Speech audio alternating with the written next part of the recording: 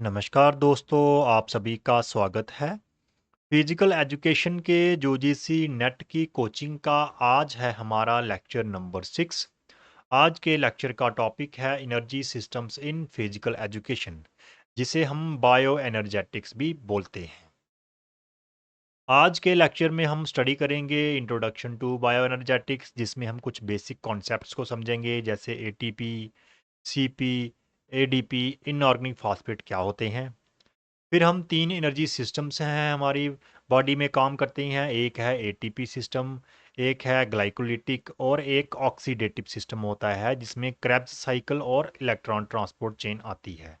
इन तीनों सिस्टम्स को हम समझने की कोशिश करेंगे, और इन्हीं सिस्टम को समझने के दौरान हम कुछ की कॉन्सेप्ट्स को भी समझ लेंगे, जैसे मेटाबॉलिज्म क्या होता है, फॉस्फोराइलेशन, डीफॉस्फोराइलेशन क्या होती है, ग्लाइकोलिसिस, लिपोलिसिस, प्रोटियोलिसिस, ग्लाइकोजेनियोलिसिस क्या होती है, डीएमिनेशन होगी, ग्लूकोनियोजेनेसिस, ग्लाइकोजेनेसिस, कीटोजेनेसिस और लिपोजेनेसिस। ये की कॉन्सेप्ट्स क्या होते हैं, इनका क्या मतलब होता है, ये समझने की कोशिश करेंगे। तो चलिए, आज का हमारा लेक्चर जो है लेक्चर नंबर 6, उसे स्टार्ट करते हैं। सबसे पहले देखते हैं बायो एनर्जेटिक्स क्या होता है। बायो एनर्जेटिक्स दो वर्ड से बना है, एक है बायो, एक है एनर्जेटिक्स। बायो का मतलब होता है लाइफ, एनर्जेटिक्स जो है एनर्जी के रिलेटेड है।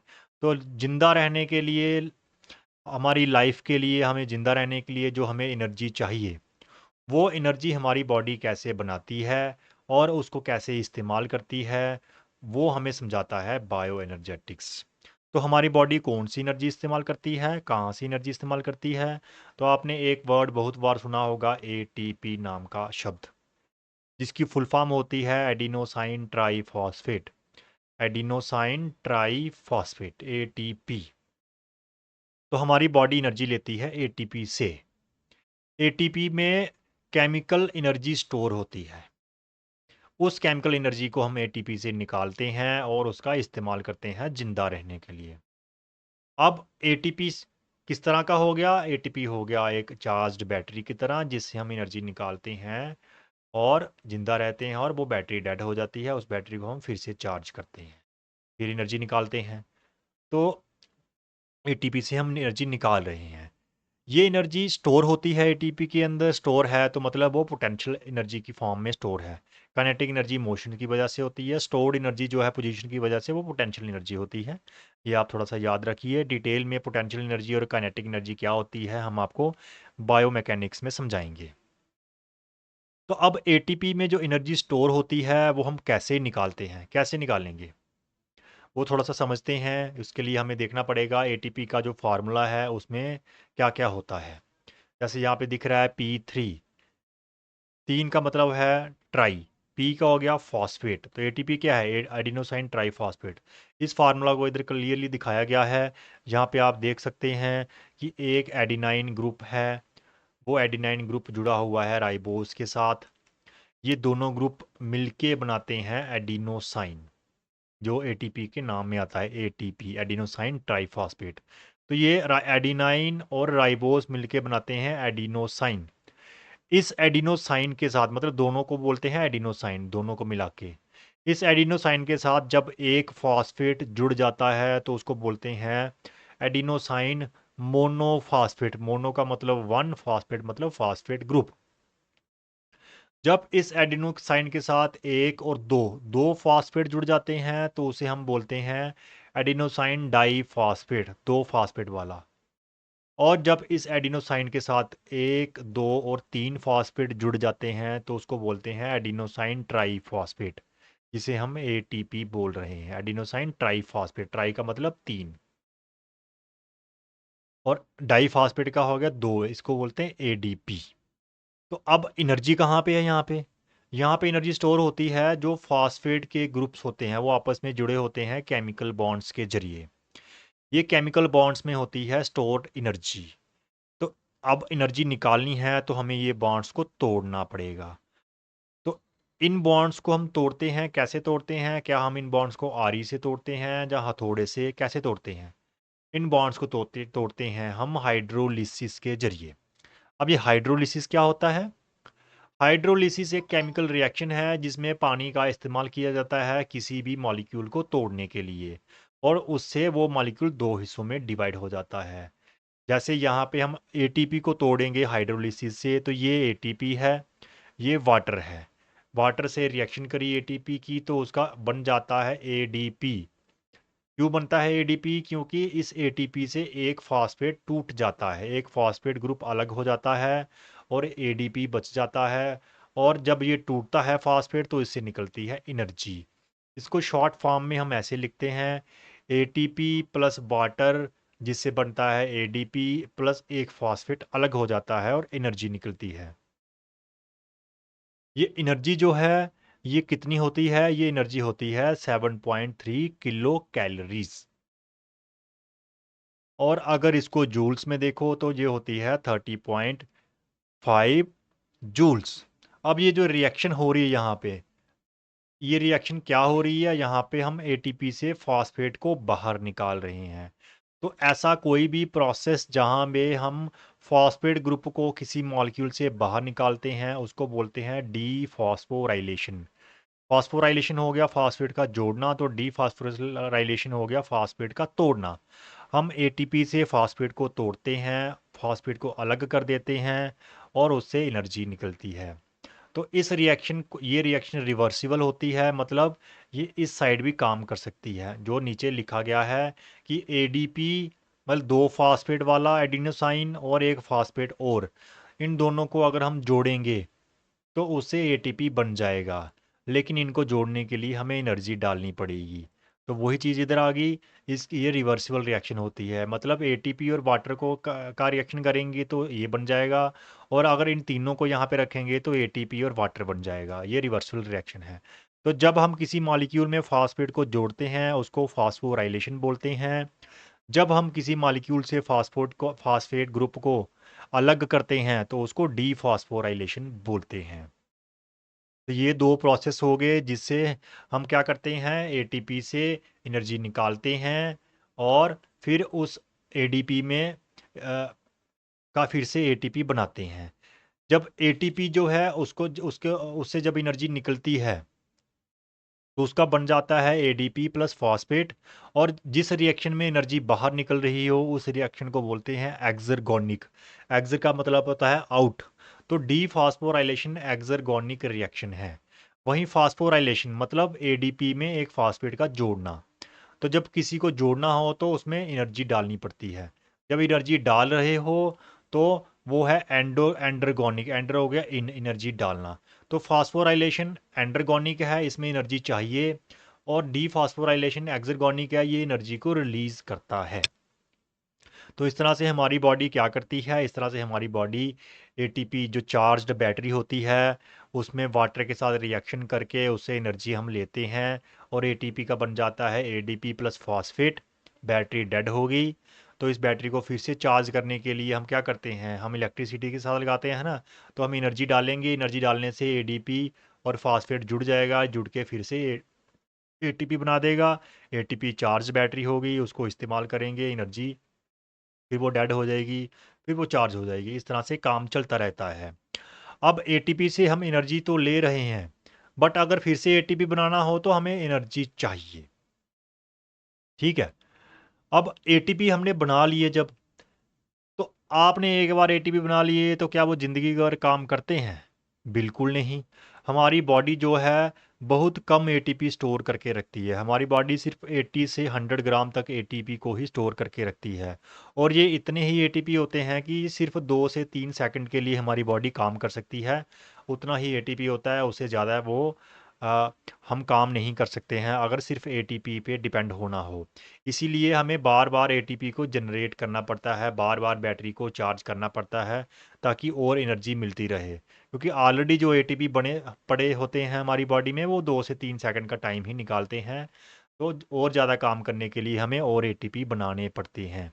तो एटीपी बनाने के लिए हमें आपको बताया क्या करना पड़ता है। एटीपी बनाने के लिए हमें एडीपी के अंदर फॉस्फेट को जोड़ना पड़ता है। ठीक है। फास्फोराइलेशन करनी पड़ती है। फास्फोराइलेशन करने के लिए हमें एनर्जी डालनी पड़ती है उसमें। जब हम एनर्जी डालते हैं तो एडीपी और फास्फेट जुड़ के एटीपी बना देते हैं। अब वो जो एनर्जी है वो एनर्जी हमें कहाँ से मिलेगी? वो एनर्जी हमें मिलती है बॉडी में जो हम खाना खाते हैं, जिनको सबस्ट्रेट बोलते हैं या फ्यूल बोलते हैं। हमारी बॉडी में कुछ सबस्ट्रेट्स होते हैं जिनसे हम ये वाली एनर्जी, वो जो एनर्जी हमारे एटीपी को बनाती है, एडीपी को फॉस्फेट फॉस्फेट के साथ जोड़ती है, वो जो एनर्जी है वो हमें सबस्ट्रेट से मिलती है। कहाँ से मिलती है? वो एनर्जी हमें फास्फोक्रेटेन से मिल जाती है, वो एनर्जी हमें ग्लाइकोजिन से मिल जाती है, वो एनर्जी हमें ट्राइग्लिसराइड से मिल जाती है, वो एनर्जी हमें प्रोटीन से भी मिलती है। ये अलग अलग चार तरह के सबस्ट्रेट हैं जहाँ से हम एनर्जी लेते हैं, और एनर्जी लेके हम एडीपी और फास्फेट को जोड़ देते हैं जिससे एटीपी बनता है। फिर उस एटीपी को हमारी बॉडी तोड़ के एनर्जी इस्तेमाल करती है, जो डिफॉस्फोरेशन कहलाता है। तो इससे हमने अभी तक देख लिया कि एटीपी क्या है, एटीपी को कैसे तोड़ा जाता है, फिर एटीपी कैसे बनाए जाते हैं, और उस एटीपी को बनाने में जो एनर्जी लगती है वो एनर्जी हमें कहाँ से मिलती है। और एक और चीज़ होती है कि जो जो रिएक्शंस हैं, जितनी भी इन रिएक्शंस को एंजाइम्स कैटलाइज करते हैं। कैटलाइज का मतलब स्पीड अप करते हैं। तो जो हमारी बॉडी में जितने भी ये सिस्टम्स काम कर रहे हैं, जो एटीपी को बना रहे हैं, वो हम तीन ग्रुप्स में डिवाइड करते हैं। एक सिस्टम होता है एटीपी पीसी सिस्टम, या एटीपी सीपी भी बोलते हैं इसको, ठीक है। एक सिस्टम होता है एनारोबिक ग्लाइकोलिसिस, और एक सिस्टम होता है एरोबिक ग्लाइकोलिसिस। ये तीनों सिस्टम्स हमारी बॉडी में काम करते हैं। इनका काम होता है हमारी बॉडी में एटीपी को बनाना, एटीपी को बनाना। फिर आगे एटीपी अपना काम करते रहते हैं। हम इनका काम है एटीपी को बनाना। अब एटीपी को बनाते हैं तो जो पहले वाला सिस्टम है, ये बस पहले 10 सेकंड के लिए, 15 सेकंड के लिए काम करता है। जो दूसरा वाला सिस्टम है, ये 2 मिनट तक काम करता है। तीसरे वाला 2 मिनट से घंटों तक काम करता रहता है। चलिए इन तीनों सिस्टम्स को समझते हैं। सबसे पहले हम समझते हैं एटीपी सीपी सिस्टम को। एटीपी सीपी नाम ही आपको दिख रहा है। एटीपी का मतलब है एडेनोसाइन ट्राइफॉस्फेट, और सीपी है क्रिटेन फॉस्फेट। तो इस सिस्टम में क्या होता है, सबसे पहले कुछ एटीपी हमारे बॉडी में पड़े होते हैं, वो इस्तेमाल होते हैं। उसके बाद सीपी जो है वो नए एटीपी बनाता है। कैसे बनाता है अभी समझते हैं। सीपी की फुल फॉर्म होती है क्रिटेन फॉस्फेट, जिसे फास्फोक्रिटेन भी बोलते हैं, इसलिए पीसीआर भी बोलते हैं, फास्फोक्रिटेन। और इस सिस्टम को फास्फोजन सिस्टम भी बोलते हैं। एटीपी सिस्टम में दो स्टेप्स होते हैं। पहला स्टेप होता है इस क्रिटेन फास्फेट को तोड़ना। दूसरा स्टेप होता है एडीपी के साथ फास्फेट को जोड़ना। ठीक है, पहले हम क्रिटेन फास्फेट को तोड़ लेते हैं। ये क्रिटेन फास्फेट का केमिकल फार्मूला है। इसको तोड़ने के लिए एक एंजाइम होता है, वो काम करता है। उस एंजाइम का नाम है certain kinase, certain kinase. Certain kinase हमारा जो है वो क्रिटेन फास्फेट को, सीपी को, फास्फोक्रिटेन को तोड़ता है। तोड़ के उसको दो हिस्सों में डिवाइड कर देता है। एक बन जाता है क्रिटेन, एक बन जाता है इनऑर्गेनिक फास्फेट। और जब हम तोड़ते हैं कुछ बॉन्ड को, तो वहां से एनर्जी निकलती है, तो थोड़ी सी एनर्जी हमें मिल जाती है। ठीक है, जो आपको इस फोटो में दिख रही है कि ये एक फास्फोक्रिटेन है। इसको क्रिटेन काइनेज नामक एक एंजाइम ने तोड़ दिया, तोड़ के दो हिस्सों में डिवाइड कर दिया। एक हिस्सा बन गया क्रिटेन, दूसरा बन गया फॉस्फेट, और इसमें से निकली एनर्जी। ठीक है, तो ये पहला स्टेप हो गया। दूसरा स्टेप क्या है? दूसरे स्टेप में हम एडीपी और फास्फेट को जोड़ते हैं, जिसके लिए चाहिए होती है हमें एनर्जी, और वो एनर्जी हमें मिलती है यहाँ से, पहले वाले स्टेप से वो एनर्जी मिल जाती है, और फास्फेट भी मिल जाता है। ठीक है, तो क्या हो रहा है, पहले स्टेप में फास्फोक्रिटेन टूट रहा है, फास्फोक्रिटेन को क्रिटेन काइनेज ने दो हिस्सों में डिवाइड कर दिया। ठीक है, और बीच में से थोड़ी एनर्जी मिली। दूसरे स्टेप में क्या हो रहा है, दूसरे स्टेप में जो फास्फेट था और एडीपी था, उन दोनों को जो एनर्जी मिली थी, उस एनर्जी ने उन दोनों को जोड़ दिया, जोड़ने से बन गया एटीपी। अब ये एटीपी बॉडी के सेल इस्तेमाल कर लेंगे। तो हमारा टॉपिक ये है कि एटीपी कैसे बनेगा। तो एटीपी इस तरह से, पहले वाला जो एटीपी सीसीपी सिस्टम है वो एटीपी को बनाता है। जो एटीपी सीपी सिस्टम है ये फास्टेस्ट एनर्जी सिस्टम है, सबसे पहले यही काम में आता है। लेकिन ये कुछ टाइम के लिए, 10 से 15 सेकंड के लिए ही काम करता है, उससे ज़्यादा टाइम नहीं निकालता है। इसमें चाहिए क्या क्या, इसमें हमें क्रिटेन फॉस्फेट चाहिए, ताकि हमें वहाँ से एनर्जी मिल सकती है उसको तोड़ने से। ठीक है, तोड़ने के लिए क्रिटेन काइनेज काम करता है। फिर उसके बाद हमें एडीपी चाहिए, जिसमें हम फॉस्फेट को जोड़ेंगे, तो दोनों सबस्ट्रेट हो गए, कैटलिस्ट हो गया क्रिटेन काइनेज। होता कहाँ पे है ये रिएक्शंस होती हैं साइटोप्लाज्म में। हमारा जो सेल है, हमारे जो बॉडी सेल्स हैं, जैसे मसल सेल है उनका प्लाज्मा होता है जिसको साइटोप्लाज्म बोलते हैं। साइटोप्लाज्म में ये चीज़ें होती हैं, माइटोकॉन्ड्रिया में नहीं होती हैं। माइटोकॉन्ड्रिया में पीसीआर सिस्टम उसके बाहर ही काम करता है। ये एनारोबिक है कि एरोबिक? यहाँ पे ऑक्सीजन तो इस्तेमाल नहीं हो रही है, इसीलिए ये एनारोबिक सिस्टम है। ये कितने दिन टाइम के लिए प्रोवाइड करता है एनर्जी? 10 से 15, स्टार्टिंग 10 से 15 सेकंड के लिए। और एक एटीपी को बनाने में कितने सीपी चाहिए? एक सीपी जो है वो एक ही एटीपी बनाता है। अगर एक रिटेन फॉस्फेट टूटेगा तो उसमें से जो एनर्जी निकलती है वो एडीपी को जोड़ती है, तो एक ही एटीपी बनता है उससे, ठीक है। बाय प्रोडक्ट इसका कोई नहीं है, कोई बेस्ड प्रोडक्ट नहीं है, क्लियर सिस्टम है ये, ठीक है। और स्पोर्ट्स में हम ये कहाँ कहाँ इस्तेमाल होता है? स्पोर्ट्स में जैसे 100 मीटर स्प्रिंट लगाते हैं, लॉन्ग जंप करते हैं, शॉर्ट पुट करते हैं, तो 10-15 सेकंड में ये हो जाते हैं। वहाँ पे इस्तेमाल होता है। वेट लिफ्टिंग में मैक्सिमम एफर्ट लगा रहे हो वहाँ होता है। फुटबॉल में आप स्प्रिंट लगा रहे हो, बास्केटबॉल में जंप कर रहे हो, टेबल टेनिस में सर्विस करवा रहे हो, रेसलिंग में आप टेक डाउन्स कर रहे हो, वॉलीबॉल में स्मैश कर रहे हो, सर्विस कर रहे हो, ब्लॉक कर रहे हो। तो वहाँ पे हमारा एटीपी सिस्टम, सीपी सिस्टम ही हमें एटीपी प्रोवाइड करता है और उससे हम एनर्जी लेते हैं। लेकिन बॉडी में जो सीपी होता है वो लिमिटेड है, इसलिए ये कुछ टाइम के लिए ही 10 से 15 सेकंड के लिए ही काम करता है। तो 10 से 15 सेकंड के बाद जो सिस्टम काम करता है वो है एनारोबिक ग्लाइकोलिसिस।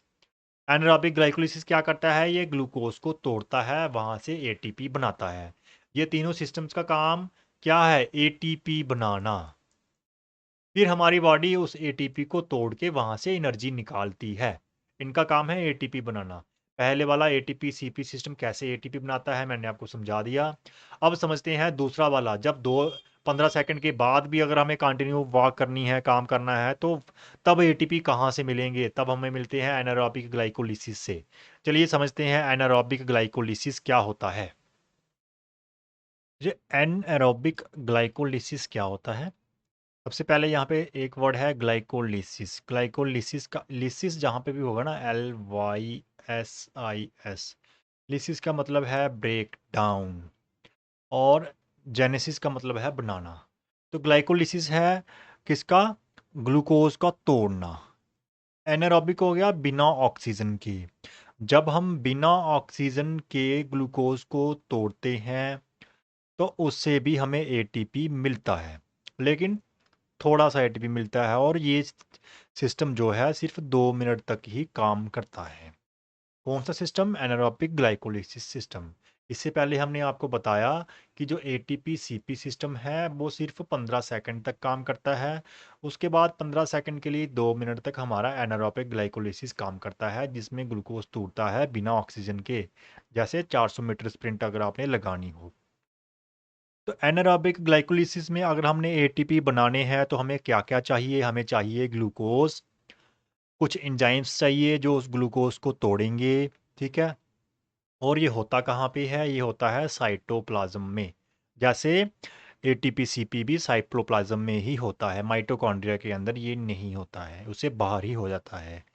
ग्लाइकोलिसिस जो है ये 10 स्टेप्स में होता है। जैसे एटीपी सीपी हमने बताया 2 स्टेप्स में होता है, तो ग्लाइकोलिसिस 10 स्टेप में फॉलो होता है। ये 10 स्टेप्स कौन से हैं? यहाँ पे देखिए, सबसे पहले हम ग्लूकोज लेते हैं। ग्लूकोज को 1 2 3 4 5 ऐसे ग्लूकोज आगे आगे स्टेप में चलता रहता है, टूटता जाता है, टूटता जाता है, स्टेप बाय स्टेप टूटता जाता है, टूटता जाता है, और एंड में 10 स्टेप के बाद उसका बन जाता है पायरोवेट, ठीक है। ग्लूकोज का बन गया पायरोवेट। और इन 10 स्टेप्स के दौरान और भी कुछ चीज़ें बनती हैं, कुछ इस्तेमाल होती हैं। जैसे एटीपी इस्तेमाल होता है, और NADH बनते हैं, NAD+ से NADH बनते हैं, ATP बनते भी हैं, वाटर भी निकलता है। तो बहुत सारी चीज़ें बनती हैं। तो ये 10 के 10 स्टेप्स में क्या क्या इस्तेमाल होता है और क्या क्या इसका बनता है वो हमने एक केमिकल इक्वेशन में बताया हुआ है। हाँ, इस्तेमाल क्या क्या होता है? ग्लूकोज इस्तेमाल होता है, NAD इस्तेमाल होता है, फॉस्फेट इस्तेमाल होता है, ADP इस्तेमाल होता है। बनता क्या क्या है? पायरोवेट बनता है, एटीपी बनता है, NADH बनता है, और वाटर बनता है। अब ये NAD क्या होता है? ग्लूकोज तो आपको पता है। NAD क्या होता है? निकोटिनामाइड एडिनाइन डाइन्यूक्लियोटाइड, ये एक मॉलिक्यूल होता है NAD। इसका बन जाता है NADH। अब ये NADH क्या होता है? ये भी निकोटिनामाइड एडेनिन डाइन्यूक्लियोटाइड होता है, बट ये रिड्यूस्ड फॉर्म होती है। रिड्यूस्ड फॉर्म मतलब इसमें ज़्यादा इलेक्ट्रॉन्स और प्रोटॉन्स होते हैं। किसमें? इसमें NADH में प्रोटॉन्स और न्यूट्रॉन्स ज़्यादा होते हैं इसमें। तो हम क्या करते हैं, हम ग्लूकोज डालते हैं, NADH डालते हैं, फॉस्फेट और ADP डालते हैं, जिससे पायरोवेट बनता है, ATP बनता है और NADH और वाटर बनता है। ये टोटल जो एनारोबिक ग्लाइकोलिसिस है ये 10 स्टेप्स में फॉलो होता है, जिसमें ग्लूकोज जो है, ग्लूकोज में 6 कार्बन होते हैं, 1 2 3 4 5 6। ये बन जाता है पायरोवेट। पायरोवेट में 3 कार्बन है, तो इधर 6 थे, तो मतलब 2 पायरोवेट बनते हैं, एक ये वाला और एक और। ठीक है, तो इन सभी स्टेप्स को समराइज किया गया है।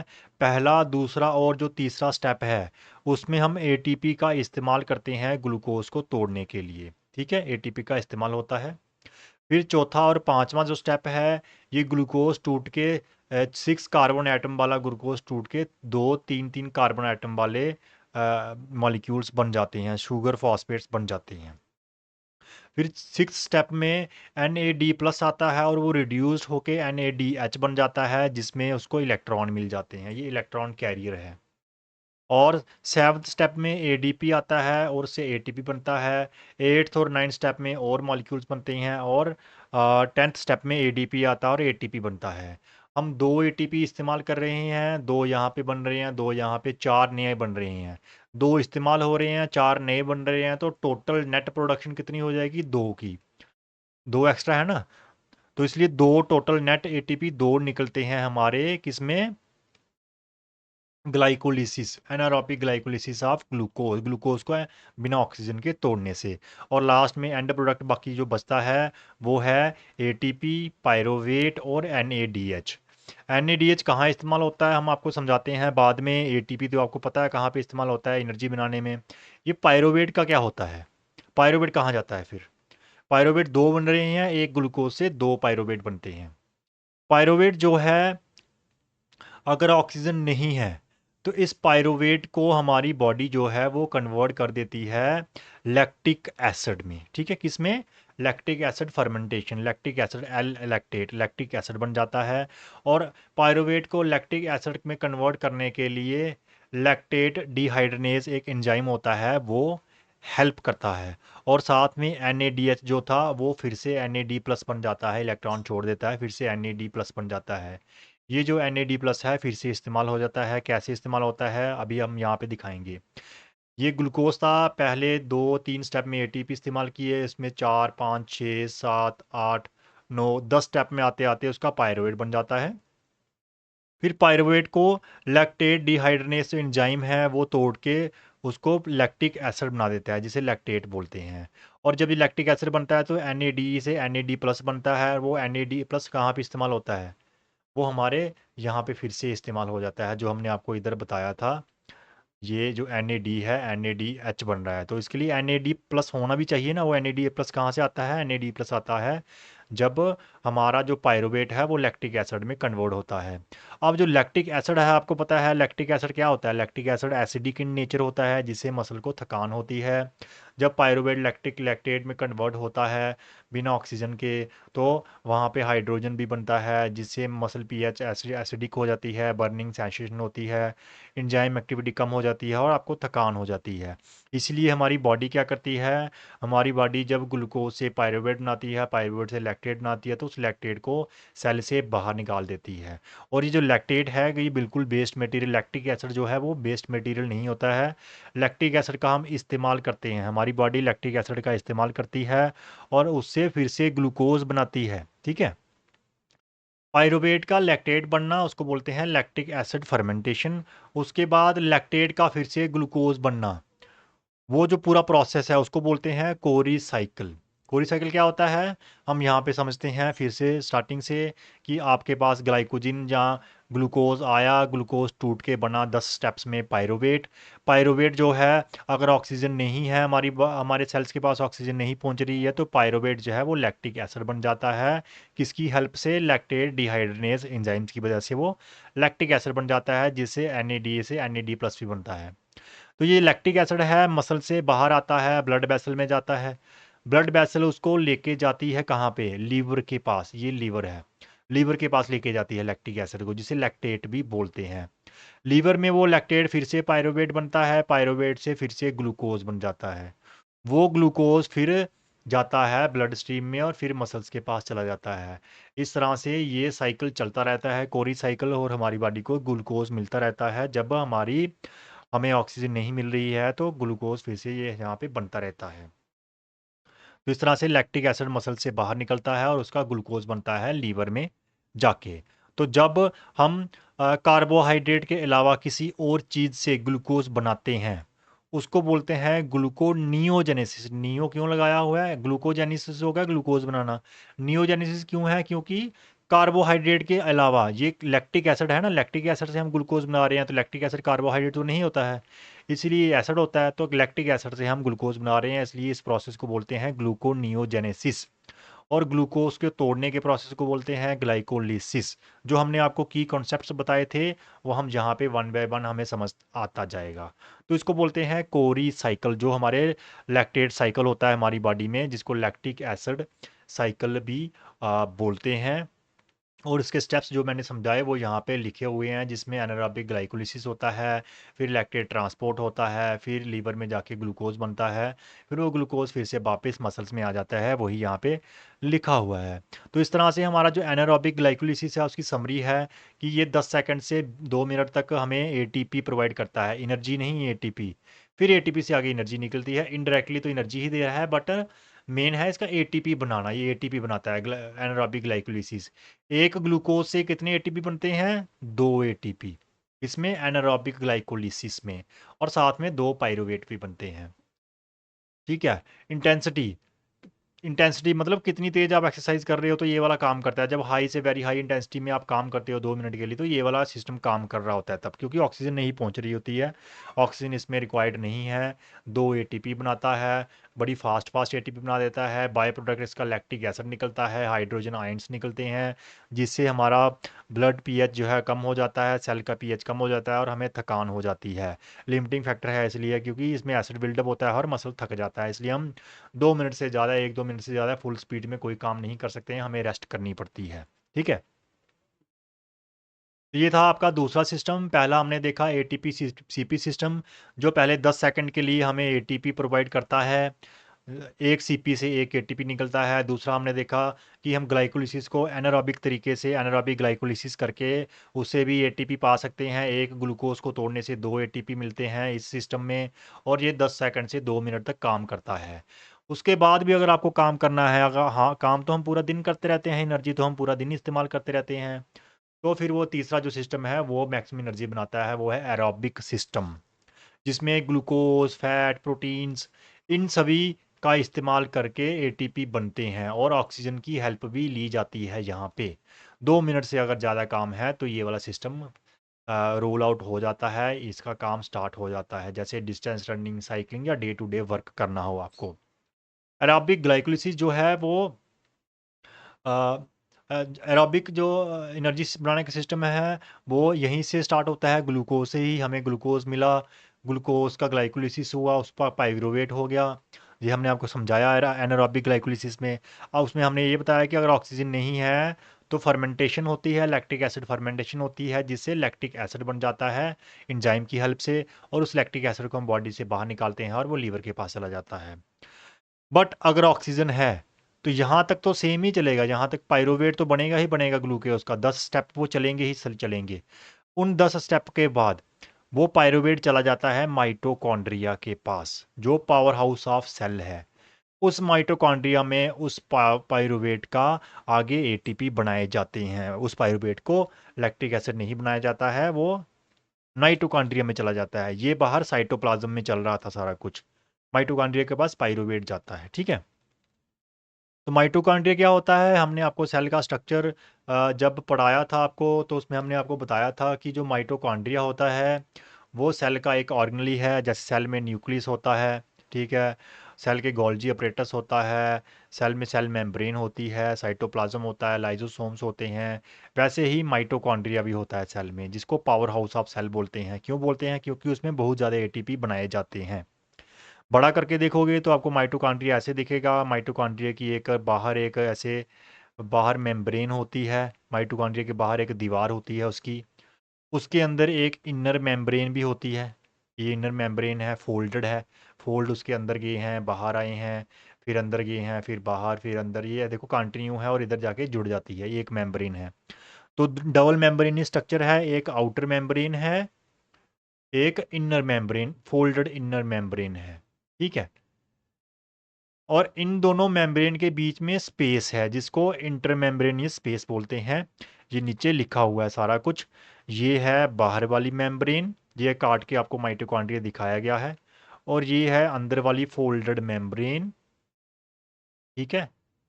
काफ़ी सारे एंजाइम्स होते हैं इसमें, जो डाइजेस्टिव एंजाइम्स जो एनर्जी बनाते हैं, ठीक है। इन दोनों के बीच में एक स्पेस है, यहाँ पे खाली जगह है, जैसे ये मेम्ब्रेन होगी और ये मेम्ब्रेन होगी और ये बाहर वाली मेम्ब्रेन होगी, बीच में जगह है ना। जो बीच में जगह होती है उसको बोलते हैं इंटर मेम्ब्रेन स्पेस, ठीक है। तो माइटोकॉन्ड्रिया के अंदर जब वो पहुंचता है, क्या, जो हमने ग्लूकोज था, ग्लूकोज का पायरुवेट बना वो साइटोप्लाज्म में, ये है माइटोकॉन्ड्रिया। तो जो पायरुवेट जो है वो जाता है माइटोकॉन्ड्रिया में, माइटोकॉन्ड्रिया में जाके पायरुवेट दो स्टेप्स में टूटता है। पहला है सिट्रिक एसिड साइकिल, दूसरा है इलेक्ट्रॉन ट्रांसपोर्ट चेन। तो इस पायरुवेट से एटीपी बनाए जाते हैं माइटोकॉन्ड्रिया के अंदर, वो दो स्टेप्स में बनाए जाते हैं। पहला स्टेप सिट्रिक एसिड साइकिल, जिसे क्रेब साइकिल बोलते हैं, वहां से एटीपी निकलते हैं। उसके बाद दूसरा प्रोसेस होता है इलेक्ट्रॉन ट्रांसपोर्ट चेन, जिसे ऑक्सीडेटिव फास्फोराइलेशन बोलते हैं। फास्फोराइलेशन क्या होता है? Addition of phosphate into molecule, ADP, ADP में फास्फोरेट को जोड़ना, फास्फोराइलेशन। ऑक्सीडेटिव मतलब ऑक्सीजन का इस्तेमाल यहाँ पे होता है इलेक्ट्रॉन ट्रांसपोर्ट चेन में। तो जो हमारा एरोबिक सिस्टम है उसमें दो सिस्टम होते हैं, एक क्रेब साइकिल, एक इलेक्ट्रॉन ट्रांसपोर्ट चेन। दोनों हमारे माइटोकॉन्ड्रिया के अंदर होते हैं, ठीक है। तो चलिए पहले देखते हैं सिट्रिक एसिड साइकिल, जिसे क्रेब साइकिल भी बोलते हैं। The citric acid cycle also known as Krebs cycle और टीसीए, इसको टीसीए भी बोलते हैं। टीसीए क्यों बोलते हैं? ट्राई कार्बोक्सिलिक एसिड, ठीक है, साइकिल। ये इसमें 8 स्टेप्स होते हैं, जैसे ग्लाइकोलिसिस में, एनारोबिक ग्लाइकोलिसिस में 10 स्टेप्स है, इसमें 8 स्टेप्स होते हैं। और ये क्या करता है, पायरुवेट जो हमें ग्लूकोज से पायरुवेट मिला था उससे बहुत सारी चीज़ें बना देता है जो नीचे लिखी हुई हैं। NADH बनाता है, FADH बनाता है, GTP बनाता है और ATP भी बनाता है, ठीक है। इट अकर्स आफ्टर ग्लाइकोलिसिस, ये ग्लाइकोलिसिस के बाहर बाद में होता है। पहले ग्लाइकोलिसिस होता है जिससे पायरुवेट बनता है, उसके बाद सिट्रिक एसिड साइकिल होता है, सिट्रिक एसिड साइकिल के बाद इलेक्ट्रॉन ट्रांसपोर्ट चेन। लोकेशन होता कहाँ पे है? हमने आपको बता दिया, माइटोकॉन्ड्रियल मैट्रिक्स। मैट्रिक्स मतलब माइटोकॉन्ड्रिया के अंदर, ये अंदर, ये मेम्ब्रेन, डबल मेम्ब्रेन के अंदर जाके जो मैट्रिक्स है, जैसे यहाँ पे देखोगे तो ये बाहर वाली मेम्ब्रेन, ये अंदर वाली मेम्ब्रेन, इसके अंदर यहाँ पे होता है हमारा क्रेब साइकिल, यहाँ पे हो रहा होता है बीच में जाके माइटोकॉन्ड्रिया के, ठीक है। रिक्वायर्स ऑक्सीजन इनडायरेक्टली, ऑक्सीजन चाहिए होती है, डायरेक्टली इस्तेमाल नहीं होती, लेकिन इनडायरेक्टली ऑक्सीजन का इस्तेमाल करता है। सबस्ट्रेट क्या है? जैसे ग्लाइकोलिसिस में सबस्ट्रेट ग्लूकोज था, तो यहाँ पे सबस्ट्रेट क्या है? Acetyl co enzyme A, acetyl CoA। अब ये एसिटाइल को एंजाइम ए कहाँ से आता है? ये आता है पायरुवेट से, पायरुवेट का बन जाता है एसिटाइल कोएंजाइम ए, फिर वो क्रेब साइकिल में घुस जाता है, जो ग्लूकोज से आता है। इसी के साथ साथ फैट से भी हमें एसिटाइल कोएंजाइम ए मिलता है। फैट, जो फैटी एसिड्स हैं, उनकी बीटा ऑक्सीडेशन होती है, बीटा ऑक्सीडेशन बन होके फैटी एसिड्स का बन जाता है एसिटाइल कोएंजाइम ए। तो फैट से भी हमें एसिटाइल कोएंजाइम ए मिल जाता है। हमें प्रोटीन से भी मिलता है, जो अमाइनो एसिड्स हैं उनकी डीएमिनेशन होती है, अमाइनो ग्रुप अलग होता है, और जो कार्बन स्केलेटन बच जाता है उसका एसिटाइल कोएंजाइम ए बन जाता है। तो हमें ग्लूकोज से भी एसिटाइल कोएंजाइम ए मिल रहा है, हमें फैट से भी एसिटाइल कोएंजाइम ए मिल रहा है, हमें प्रोटीन से भी एसिटाइल कोएंजाइम ए मिल रहा है। तीनों से ये मॉलिक्यूल हमें मिल जाता है। इसीलिए एरोबिक ग्लाइकोलिसिस या एरोबिक सिस्टम में हम एटीपी तीनों से बना सकते हैं, कार्बोहाइड्रेट से भी, फैट से भी, प्रोटीन से भी। जैसी जैसी सिचुएशन होगी वैसी वैसी ये चीज़ें इस्तेमाल होती हैं। तो चलिए हम देखते हैं कि क्रेब साइकिल में ये एसिटाइल कोएंजाइम ए जो है कैसे आगे एटीपी बनाता है। यहाँ पे एग्जांपल दी गई है, जैसे पायरोवेट आया, पायरोवेट का एसिटाइल कोएंजाइम ए आया, जहाँ और कहीं से एसिटाइल कोएंजाइम ए आ गया, ठीक है। तो वो एसिटाइल कोएंजाइम ए है, उसका बनता है सिट्रेट, ठीक है। उसमें जो ऑक्जेली एसीटेट है, ऑक्जल एसीटेट इसमें जुड़ जाता है, किसमें, एसिटाइल कोएंजाइम में। एसिटाइल कोएंजाइम 4 कार्बन एटम है, ऑक्जलेट जो है 2 कार्बन एटम है, दोनों को मिलके 6 कार्बन एटम सिट्रेट बनता है। सिट्रेट से आगे आइसोसिट्रेट, आगे ये सारी रिएक्शन होती हैं। कितनी रिएक्शन थी मैंने बताया आपको, 8। 1 2 3 4 5 6 7 8 रिएक्शन होती हैं। तो 8 रिएक्शन के अंदर हमारा एसिटाइल कोएंजाइम ये गुजरता है और एंड में ऑक्सलेट बन जाता है।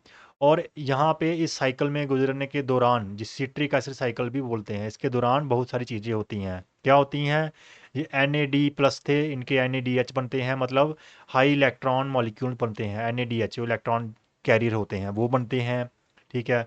और NADH बन रहे हैं, कुछ ATP बन रहा है, कुछ FADH, जिसको KHD बोला, ये FADH भी बनते हैं। तो काफ़ी सारी चीज़ें बन रही हैं। क्या क्या बन रही है यहाँ पे लिखा हुआ है, 4 NADH बनते हैं, एक एक किससे, एक एसिटाइल कोएंजाइम से 4 NADH, एक FADH और एक GTP, जिसको ATP में कन्वर्ट कर दिया जाता है।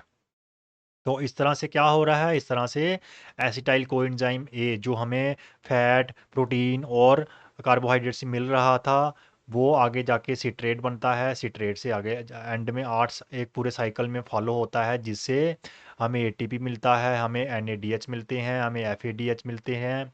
और कार्बन डाइऑक्साइड जहाँ पे बनती है, कार्बन डाइऑक्साइड जो हम बॉडी से बाहर निकालते हैं ना, कि आप सांस ले रहे हो, ऑक्सीजन ले रहे हो और सांस छोड़ रहे हो तो कार्बन डाइऑक्साइड छोड़ रहे हो। कार्बन डाइऑक्साइड कहाँ से आ रही है, कार्बन डाइऑक्साइड क्रेब साइकिल में बनती है। ऑक्सीजन कहाँ इस्तेमाल होती है, इसके बाद में इस्तेमाल होती है ऑक्सीजन इलेक्ट्रॉन ट्रांसपोर्ट चेन में।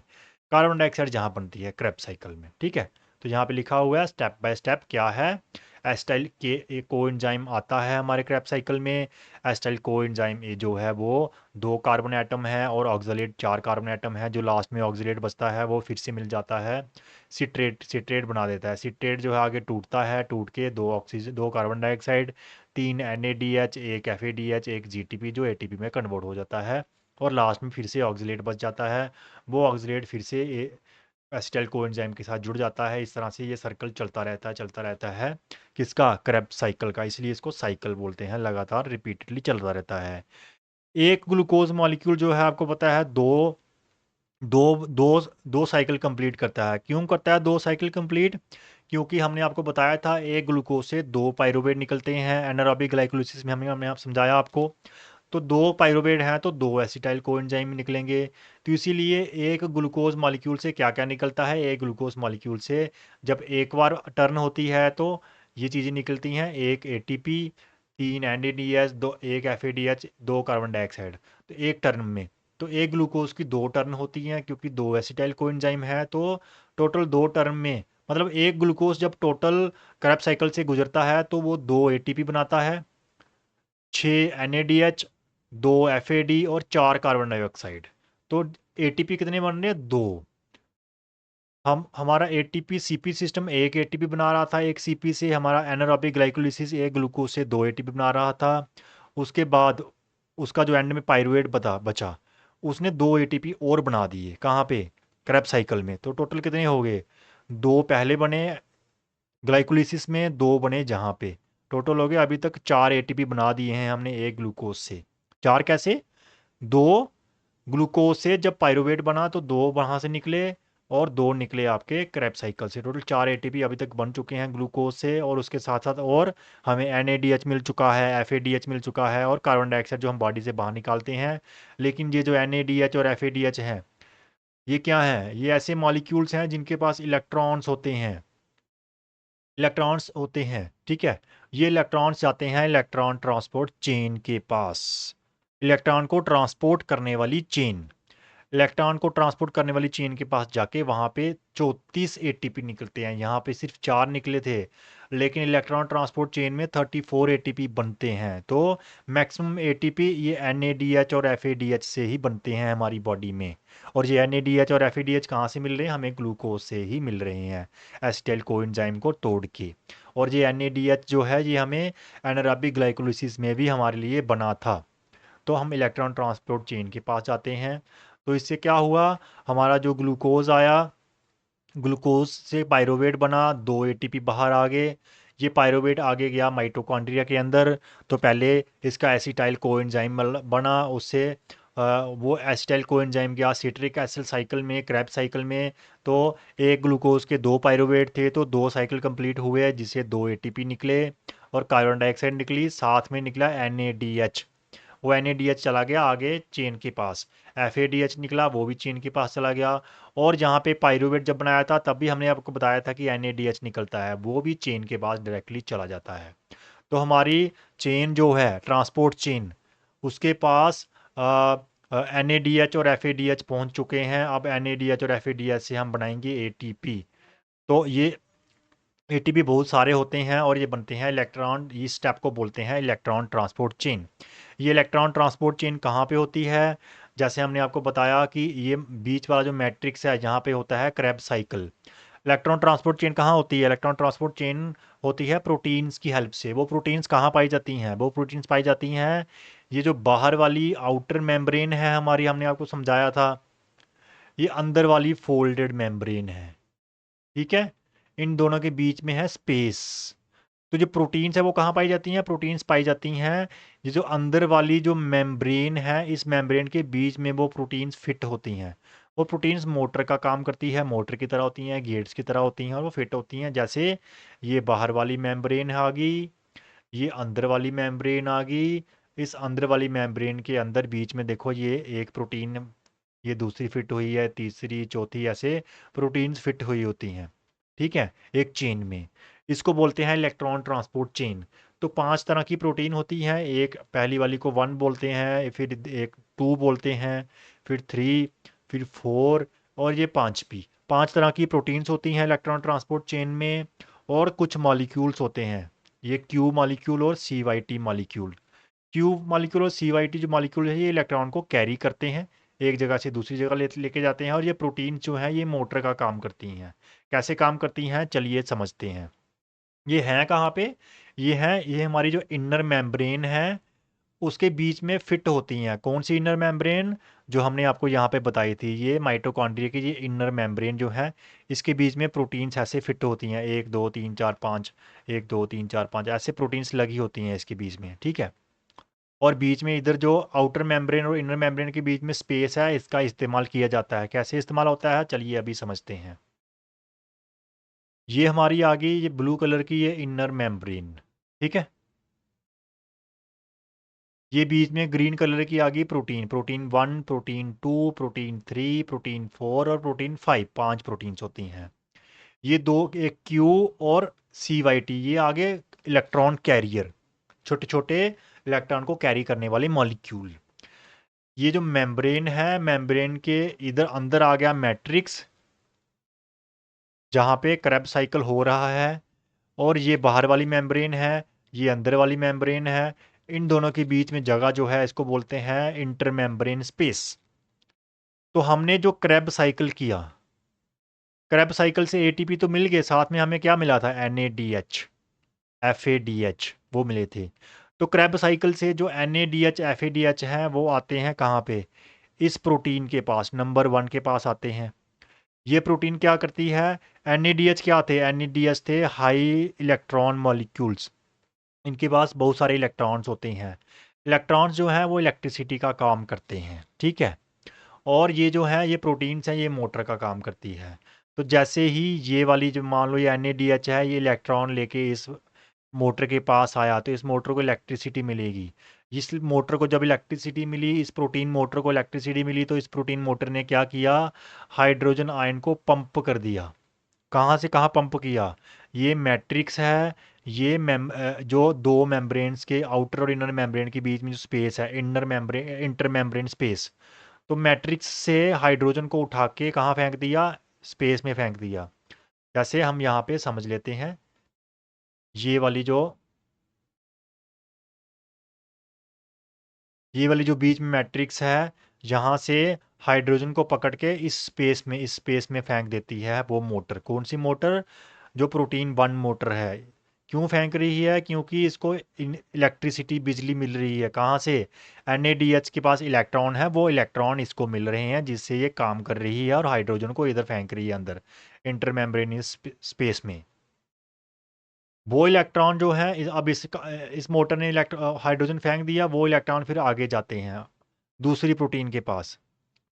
दूसरी प्रोटीन के पास कौन लेके जाता है? हमने आपको बताया कैरियर था एक क्यू मॉलिक्यूल, वो क्यू मॉलिक्यूल उसको लेके जाता है दूसरी प्रोटीन के पास। ठीक है। और FADH जो है, FADH भी अपने इलेक्ट्रॉन देते हैं इनको। FADH भी इनको अपने इलेक्ट्रॉन दे देते हैं कैरियर्स को। तो कैरियर उन इलेक्ट्रॉन्स को दूसरी के पास लेके जाते हैं। तो हमें NaDH से भी इलेक्ट्रॉन मिल गए, FADH से भी प्रोटॉन इलेक्ट्रॉन्स मिल गए। ठीक है। तो वो जाते हैं तीसरी प्रोटीन के पास, फिर चौथी प्रोटीन के पास। कैरियर जो कि CYTC कैरियर था, वो भी आगे ट्रांसफ़र करता है इलेक्ट्रॉन्स को। तो इस तरह से ये एक चेन बन जाती है। पहली प्रोटीन से लेके चौथी प्रोटीन तक एक चेन बन जाती है इलेक्ट्रॉन को ट्रांसपोर्ट करने की। इलेक्ट्रॉन जैसे जैसे इनके पास ट्रांसपोर्ट होते रहते हैं, ये जो प्रोटीन्स हैं ये मोटर का काम करती हैं और हाइड्रोजन को माइटोकॉन्ड्रिया की इनर मैट्रिक्स से उठा के दोनों मेम्ब्रेन्स के बीच में जो स्पेस है वहाँ फेंक देती है। तो यहाँ पे बहुत ज़्यादा हाइड्रोजन आयंस बन जाते हैं। चारों प्रोटीन से पहली 4 प्रोटीन का यही काम है। उसके बाद जो पांचवी प्रोटीन है, ये पांचवी प्रोटीन एक जनरेटर का काम करती है। जैसे डैम है, जैसे ऊपर डैम बन गया एक, बहुत सारा हाइड्रोजन आयन इकट्ठा हो गया है। जैसे डैम में पानी इकट्ठा होता है, वैसे ही हमारी दोनों मेम्ब्रेन्स के बीच में जो स्पेस है उसमें हाइड्रोजन आयन्स इकट्ठे हो गए हैं। जब हाइड्रोजन आयन्स इकट्ठे हो गए हैं तो हम क्या करते हैं, हमारी बॉडी क्या करती है, एक पांचवी प्रोटीन लगा देती है जो जनरेटर का काम करती है। तो हाइड्रोजन आयंस, जो बहुत ज़्यादा हाइड्रोजन आयंस इधर हो चुके थे, तो वो क्या करेंगे, वो बाहर निकलने की कोशिश करेंगे। जब बाहर निकलने की कोशिश करेंगे तो इस प्रोटीन से बाहर आएंगे। इस प्रोटीन से जब बाहर आएंगे तो ये प्रोटीन क्या करती है, जब इस प्रोटीन से हाइड्रोजन आयन बाहर आते हैं तो ये ATP बनाती है। कैसे बनाती है? ADP और फास्फेट को जोड़ती है इस ग्रेडियंट की वजह से, क्योंकि इधर से फोर्स लग रही है। जैसे पानी से बिजली बनती है, वैसे इन हाइड्रोजन आयंस की वजह से ATP और फास्फेट जुड़ जाते हैं, जिससे ATP बन जाता है। ठीक है। इस तरह से इलेक्ट्रॉन ट्रांसपोर्ट चेन ATP बनाती है।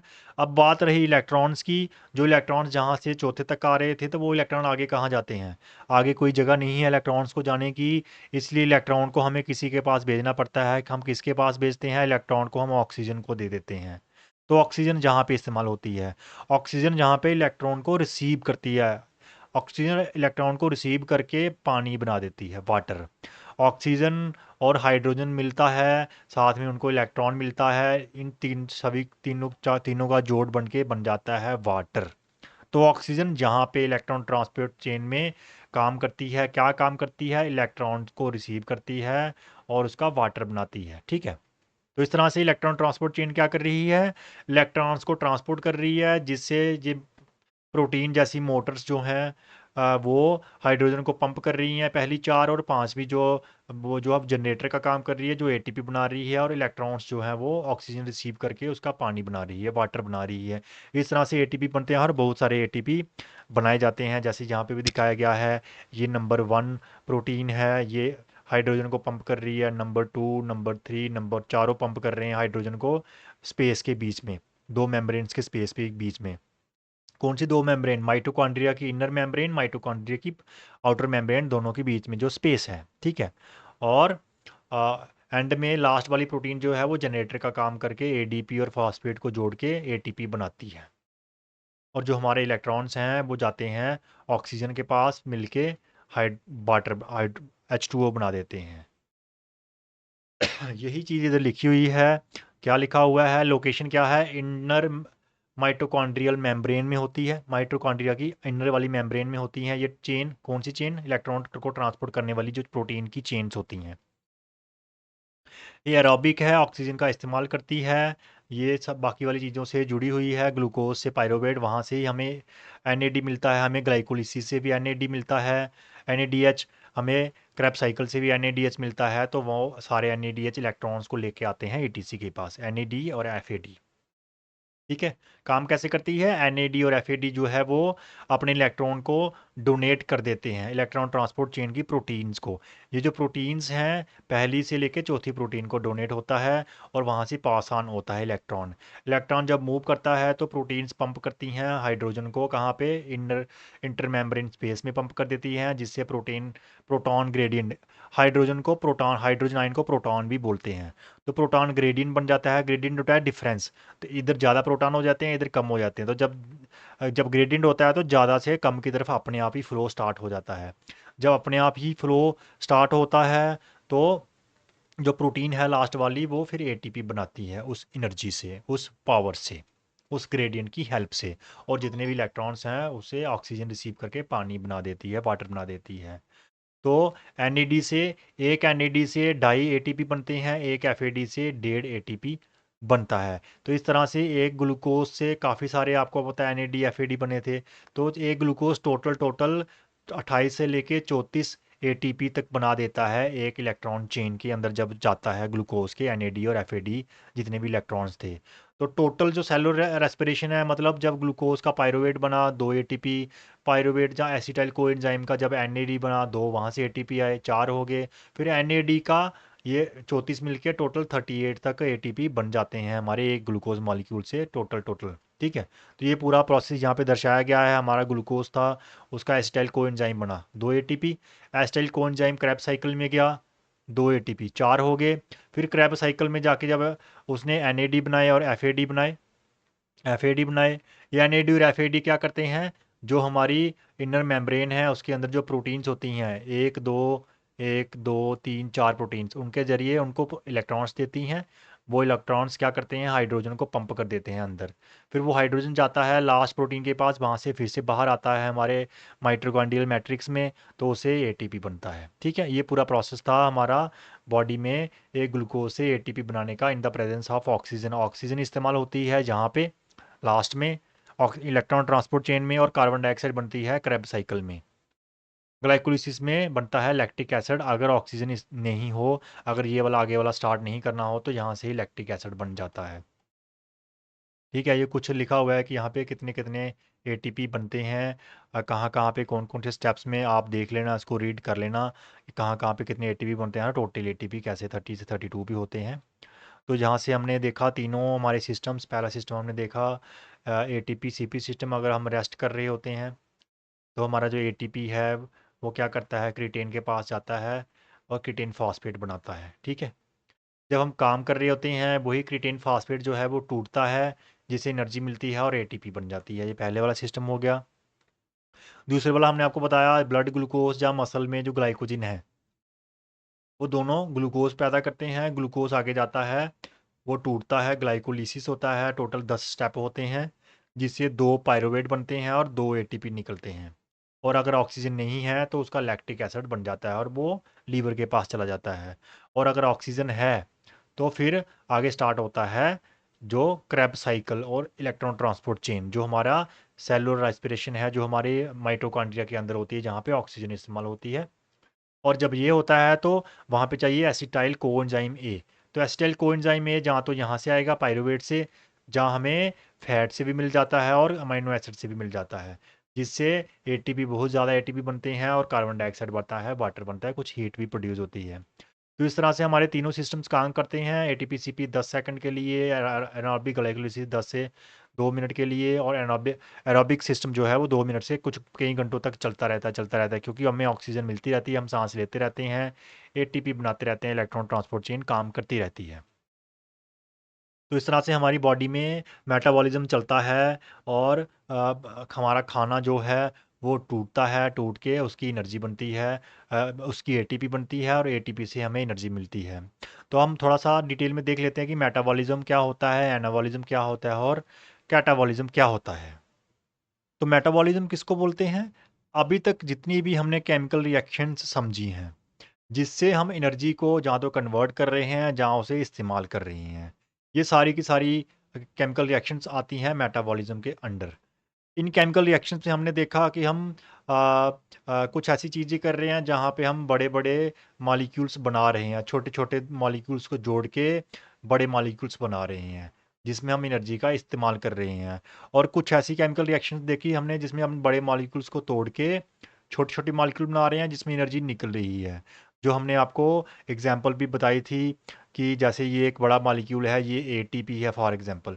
ये एक बड़ा मॉलिक्यूल है एटीपी। एटीपी को अगर तोड़ोगे तो उसमें से 2 मॉलिक्यूल निकलेंगे एडीपी और फॉस्फेट और साथ में एनर्जी निकलेगी बाहर, जो हमने आपको बताया एक्सर्गोनिक रिएक्शन। वो कैटाबॉलिक रिएक्शन भी बोलते हैं उसको, मतलब एक बड़े मॉलिक्यूल को तोड़ना। और वहीं 2 छोटे मॉलिक्यूल्स को जोड़ना, उससे एक बड़ा मॉलिक्यूल बनाना, उसको बोलते हैं एनाबॉलिक रिएक्शन। और इस एनाबॉलिक रिएक्शन में हमें एनर्जी चाहिए होती है, जिसे एंडरगोनिक रिएक्शन भी बोलते हैं। तो एनाबॉलिज्म और कैटाबॉलिज्म दोनों मिलके बनाते हैं मेटाबॉलिज्म।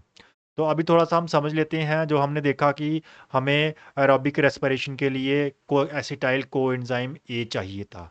तो चलिए थोड़ा-सा देखते हैं कि हम ग्लूकोज़ मतलब कार्बोहाइड्रेट, फैट और प्रोटीन से कैसे एसिटाइल कोएंजाइम हमारी बॉडी बनाती है, ठीक है? पहले देखते हैं ग्लूकोज़ से, जो हमने समझाया भी है, अभी आपको बिल्कुल क्लियर हो जाएगा। तो कार्बोहाइड्रेट से कैसे मिलता है हमें एसिटाइल कोएंजाइम, या कार्बोहाइड्रेट का मेटाबॉलिज्म कैसे होता है? मेटाबॉलिज्म हो गया तोड़ना या जोड़ना। तो डाइटरी कार्बोहाइड्रेट, जो खाने में हम कार्बोहाइड्रेट खाते हैं उसको तोड़ते हैं, मतलब उसका कैटाबॉलिज्म करते हैं, जिससे ग्लूकोज बन जाता है। अब ग्लूकोज बन गया, अब ग्लूकोज को अगर एक्स्ट्रा ग्लूकोज है, बहुत सारा खाना खा लिया, तो वो एक्स्ट्रा ग्लूकोज कहाँ जाता है? वो ग्लूकोज बन जाता है ग्लाइकोजिन। हमारा लीवर जो है उस ग्लूकोज को ग्लाइकोजिन बना देता है, ठीक है? ये एनाबॉलिज्म हो गया, जोड़ना इसको। तो ग्लूकोज का ग्लाइकोजिन बनाना, इस प्रोसेस को बोलते हैं ग्लाइकोजेनेसिस। मतलब ग्लाइकोजिन की ESIS, जेनेसिस जहाँ पे होगा ना, उसका मतलब है हम बना रहे हैं।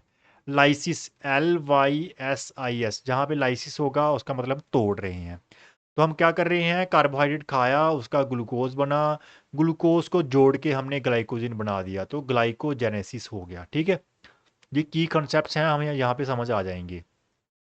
और जब हमें ग्लूकोज की ज़रूरत होती है तो हम इस ग्लाइकोजन को तोड़ते हैं, फिर से ग्लूकोज बना लेते हैं। जब ग्लाइकोजन को तोड़ रहे हैं तो वो ग्लाइकोजेनोसिस हो गया, ठीक है? अब हमें ग्लूकोज मिल चुका है।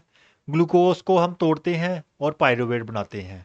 तो जब ग्लूकोज को तोड़ के पायरुवेट बनाते हैं तो वो क्या था, वो ग्लाइकोलिसिस था ना, एनारोबिक एरोबिक ग्लाइकोलिसिस। दोनों में हम क्या कर रहे थे, ग्लूकोज को तोड़ के पायरुवेट बना रहे थे। और पायरुवेट जब बन रहा था, तो अगर ऑक्सीजन नहीं मिल रही तो लैक्टिक एसिड बन रहा था, और ऑक्सीजन मिल रही है तो हम एसिटाइल कोएंजाइम बनाते हैं, जो फिर आगे जाता है क्रेब्स साइकिल में। तो इस तरह से ग्लूकोज का एसिटाइल कोएंजाइम बन जाता है। लेकिन जब ऑक्सीजन नहीं है तो हम पायरुवेट का क्या कर रहे थे, लैक्टिक एसिड फर्मेंटेशन कर रहे थे, जिसमें हमारा एंजाइम इस्तेमाल हो रहा था और हमारा बन रहा था लैक्टिक एसिड। फिर वो लैक्टिक एसिड हम क्या कर रहे थे, उस लैक्टिक एसिड को भेज रहे थे लीवर में, जहाँ पे जाके उसका ग्लूकोज बन रहा था, ठीक है? इस एरो को आप यहाँ पे भी लेके जा सकते हो ऐसे करके। लैक्टिक एसिड का ग्लूकोज बन रहा था, ग्लाइकोजेन नहीं बन रहा था। और लैक्टिक एसिड का जब ग्लूकोज बन रहा था तो उसको हमने क्या बोला था, ग्लूकोनियोजेनेसिस। क्यों बोला था, हमने समझाया भी था। नियो का मतलब है कि कार्बोहाइड्रेट के बिना हम लैक्टिक एसिड से ही ग्लूकोज बना रहे हैं। तो अगर नॉन कार्बोहाइड्रेट मॉलिक्यूल से ग्लूकोज बनता है उसको ग्लूकोनियोजेनेसिस बोलते हैं। तो अभी यहाँ पे हमें ये भी पता चल गया कि कार्बोहाइड्रेट से किस तरह से एसिटाइल कोएंजाइम मिलता है, साथ में ग्लूकोजेनेसिस क्या होता है, ग्लूकोजेनोलिसिस क्या होता है, ग्लाइकोलिसिस क्या होता है, और ग्लूकोनियोजेनेसिस क्या होता है। अब हम देखते हैं फैट्स का। फैट्स को लिपिड्स भी बोलते हैं। जब फैट्स की डाइजेशन होती है हमारी डाइजेस्टिव सिस्टम में, तो उससे दो चीज़ें निकलती हैं, एक निकलता है ग्लिसरॉल, दूसरा निकलता है फ्री फैटी एसिड। अब जो ग्लिसरॉल है, ग्लिसरॉल का हम ग्लूकोज बना सकते हैं। तो ग्लिसरॉल एक नॉन कार्बोहाइड्रेट कंपाउंड है। तो जब नॉन कार्बोहाइड्रेट कंपाउंड से ग्लूकोज बनता है तो उसको क्या बोलते हैं, ग्लूकोनियोजेनेसिस। उस प्रोसेस को बोलते हैं ग्लूकोनियोजेनेसिस, जो हमने अभी भी समझाया आपको। दूसरा जो फैटी एसिड है, फैटी एसिड का हम बनाते हैं एसिटाइल कोएंजाइम ए, जो हमारा इस्तेमाल होता है क्रेब साइकिल में। तो फैटी एसिड से जब एसिटाइल कोएंजाइम बनाने के प्रोसेस को बोलते हैं बीटा ऑक्सीडेशन। बीटा ऑक्सीडेशन, याद रखना आप। और ग्लिसरॉल और फ्री फैटी एसिड अगर कहीं इस्तेमाल नहीं हो रहे हैं तो उसे बॉडी हमारी स्टोर करके रखती है, जिससे हमारा स्किन का फैट बनता है, जिसको ट्राइग्लिसराइड बोलते हैं।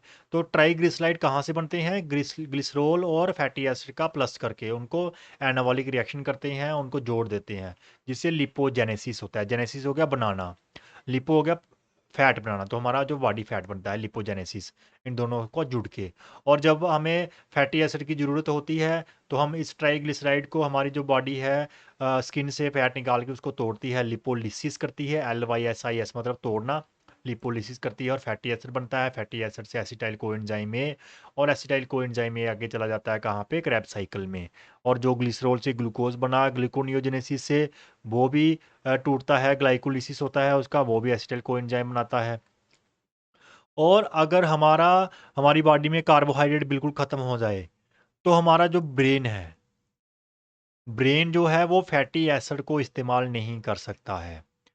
ब्रेन को ब्रेन जहाँ तो डायरेक्ट ग्लूकोज से एसिटाइल कोएंजाइम एंजाइम बनाएगा, या फिर जो हमारा फैटी एसिड से एसिटाइल कोएंजाइम ए बन रहा होता है उस उस उसका कीटोजेनेसिस होता है, जिससे कीटोन बॉडीज बनती हैं। वो कीटोन बॉडीज फिर जाती हैं कहाँ पे? ब्रेन के पास। और वहाँ जाके वो कीटोन बॉडीज फिर से एसिटाइल कोएंजाइम ए बनती हैं और वहाँ से क्रैब साइकिल होता है। मतलब फैटी एसिड जो है उनको हम डायरेक्टली वहाँ पे नहीं बेच सकते हैं। कहाँ पे? ब्रेन में। हमें एसिटाइल कोएंजाइम ए बनाना पड़ता है, उसका कीटोन बॉडीज बनानी पड़ती हैं। कीटोन बॉडीज को हम ब्रेन के पास बेच सकते हैं। ठीक है। तो एसिटाइल मतलब कीटोन बॉडीज का बनना, genesis, ketone genesis, कीटोजेनेसिस। Ketone bodies का टूटना, लिसिस, कीटोलिसिस। कीटोन लिसिस हो गया, कीटोलिसिस, उनका टूटना, फिर से एसिटाइल कोएंजाइम ए बनना। समझ आ गया आपको कि लिपोजेनेसिस क्या होता है, लिपोलिसिस क्या होता है, बीटा ऑक्सीडेशन क्या होती है, फैटी एसिड से एसिटाइल कोएंजाइम ए बनना, कीटोजेनेसिस, कीटोलिसिस क्या होता है, और ग्लूकोनियोजेनेसिस क्या होता है। और साथ में हमने ये भी देख लिया कि फैट से कैसे एसिटाइल कोएंजाइम ए बनता है, फैटी एसिड से कैसे बनता है, और ग्लिसरॉल से कैसे बनता है, जो हमारा इस्तेमाल होता है। तीसरा है प्रोटीन्स। जब हमारी बॉडी में कार्बोहाइड्रेट कम है, प्रोटीन फैट भी कम है, तो प्रोटीन्स का भी हम इस्तेमाल, हमारी बॉडी इस्तेमाल करती है एनर्जी बनाने में। तो प्रोटीन जो है वो टूटती हैं, उनका कैटाबॉलिज्म होता है, टूटती हैं, अमाइनो एसिड बनता है। अमाइनो एसिड फिर और टूटता है, उसकी डीएमिनेशन होती है। एमिनेशन हो गया अमाइनो ग्रुप को जोड़ना, डीएमिनेशन हो गया उसको तोड़ना। जैसे हमने देखा था फॉस्फोराइलेशन हो गया फास्फेट का जोड़ना, डी फॉस्फोराइलेशन फास्फेट का तोड़ना, वैसे ही एमिनेशन हो गया जोड़ना, डी एमिनेशन हो गया अमाइनो ग्रुप का तोड़ना। अमाइनो एसिड से हम अमाइनो अमोनिया को अलग कर देते हैं और कार्बन स्केलेटन बच जाता है इसका, अमाइनो एसिड का। वो जो अमोनिया है, अमोनिया का हमारी बॉडी यूरिया बनाती है और उसे किडनी से हम बाहर निकाल देते हैं, किडनी की हेल्प करके लेके। और जो दूसरा हिस्सा बचता है हमारे अमाइनो एसिड का, वो दूसरा हिस्सा अलग अलग चीज़ों में आगे जाके कन्वर्ट हो सकता है। वो दूसरा हिस्सा जो है वो एसिटाइल कोएंजाइम ए भी बनता है, और उसकी कीटोन बॉडीज़ भी बन जाती हैं, आगे बन सकती हैं। या एसिटाइल कोएंजाइम ए को हम करेब साइकिल में भी बेच सकते हैं, और वहीं उस हिस्से का हम पायरुवेट भी बना सकते हैं, ऑक्जाला एसीटेट भी बना सकते हैं, जो क्रैब साइकिल में इस्तेमाल होता है। जिन दोनों का हम ग्लूकोज भी बना सकते हैं, फिर ग्लाइकोलिसिस करके हम इसका एसिटाइल कोएंजाइम ए भी बना सकते हैं। तो काफ़ी सारे अलग अलग पाथवेज हैं जिससे हम, जो हमारा अमाइनो एसिड का अमोनिया ग्रुप को छोड़ के दूसरा ग्रुप बचा था, उसको हम एनर्जी बनाने में कैसे इस्तेमाल करते हैं, इन सभी तरीकों से हम इस्तेमाल कर सकते हैं। ठीक है। अलग अलग जगह पे अलग अलग तरीके से ये कन्वर्ट होता है। तो इस तरह से हमने देख लिया कि किस तरह से हमारा कार्बोहाइड्रेट, फैट और प्रोटीन का मेटाबॉलिज्म होता है, कैसी चीज़ें टूटती हैं और कैसे बनती हैं। तो यहाँ से हमने सीखा है कुछ की कॉन्सेप्ट, जैसे डी फॉस्फोराइलेशन और फॉस्फोराइलेशन सीखा हमने। फॉस्फोराइलेशन का मतलब है फॉस्फेट का किसी मॉलिक्यूल में जोड़ना, इनऑर्गेनिक फॉस्फेट का। और डी फॉस्फोराइलेशन है तोड़ना।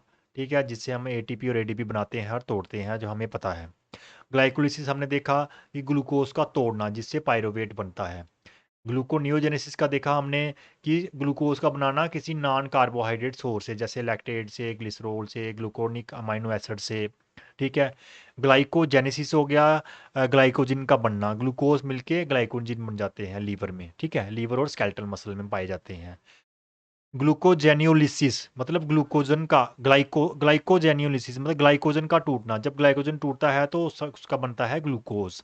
लिपोलिसिस हो गया, लिपो का टूटना, लिपो मतलब फैट, फैट का टूटना, जिसे फैट कौन से होते हैं हमारी बॉडी में, ट्राइग्लिसराइड, वो टूट के फैटी एसिड बनते हैं और ग्लिसरॉल बनता है।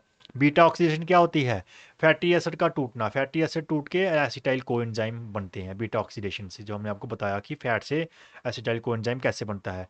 कीटोजेनेसिस मतलब बनना किसका, कीटोन बॉडीज का, एसिटाइल कोएंजाइम से कीटोन बॉडीज बनती हैं। कीटोलिसिस हो गया कीटोन बॉडीज का टूटना, लिपोजेनेसिस हो गया फैट का फैट का बनना, मतलब जब फैटी एसिड्स जुड़ के हमारे क्या बनाते हैं, ट्राइग्लिसराइड बनाते हैं, ट्राइग्लिसराइड सिंथेसिस बोलते हैं। प्रोटियोलिसिस प्रोटीन्स का बनना, जो हमारे अमाइनो एसिड से जुट के हमारे मसल्स बनाते हैं। डीएमिनेशन हो गया अमाइनो एसिड से अमोनिया को अलग करना, ठीक है। यूरिया साइकिल हो गया, जो हमारा अमोनिया है उसको जो बॉडी से बाहर कैसे निकाला जाता है यूरिया को। और ग्लूकोनियोजेनेसिस हमने आपको समझा दिया है। तो इस तरह से ये की कंसेप्ट भी हमने समझ लिए, और हमने ये सारे टॉपिक्स आज के लेक्चर में कवर कर लिए हैं, जिसमें introduction and basic concepts of ATP, CP, ADP, inorganic phosphate क्या होते हैं, कैसे इनकी इंटर कन्वर्शन होती है, हमने ये देखा। हमने मेटाबॉलिज्म को समझा, कैटाबॉलिज्म और एनाबॉलिज्म को समझा। हमने जो कार्बोहाइड्रेट, फैट्स और प्रोटीन का मेटाबॉलिज्म है उसको समझा। तीनों energy systems ATP, CP system, glycolytic और ऑक्सीडेटिव सिस्टम को समझा। क्रेब्स साइकिल और इलेक्ट्रॉन ट्रांसपोर्ट चेन को समझा। और जो की कंसेप्ट थे उनको उनको भी हमने अच्छी तरह से समझ लिया है। तो इस तरह से हमारा जो बायोएनर्जेटिक का टॉपिक है फिजिकल एजुकेशन में, वो इस लेक्चर में कवर होता है। अगर अभी तक आपने हमारी वीडियो कंटिन्यू देखी है, इसका मतलब आपको इंटरेस्टिंग लगी है, तो ज़रूर वीडियो को लाइक करिए और कमेंट जरूर करिए, क्योंकि अगर आप वीडियो को लाइक करेंगे और कमेंट करेंगे तभी यूट्यूब इस वीडियो को आगे प्रमोट करता है, जिससे हमें मोटिवेशन मिलता है। आपके कमेंट से, आपके लाइक से भी हमें मोटिवेशन मिलता है, और हम आगे न्यू टॉपिक्स पे भी वीडियो बनाने में हमें हेल्प होती है उससे। तो चलिए मिलते हैं नेक्स्ट लेक्चर नंबर 7 में, किसी और इंटरेस्टिंग फिजिकल एजुकेशन के किसी और इंटरेस्टिंग टॉपिक के साथ।